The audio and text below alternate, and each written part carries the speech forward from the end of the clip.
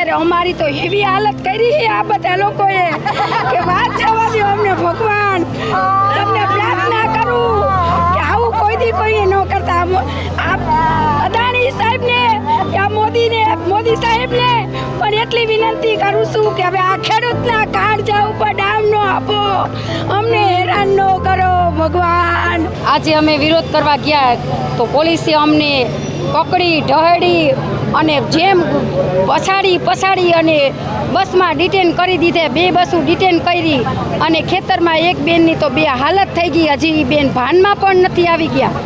અને અત્યારે અમારી તો એવી હાલત કરી છે આ બધા લોકોએ કે વાત જવા દો અમને ભગવાન તમને પ્રાર્થના કરું કે આવું કોઈ દી કોઈ ન કરતા આ અદાણી સાહેબને કે મોદી સાહેબને પણ એટલી વિનંતી કરું છું કે હવે આ ખેડૂતના કાળજા ઉપર ડામ ન આપો, અમને હેરાન ન કરો ભગવાન, અમને હેરાન ન કરો।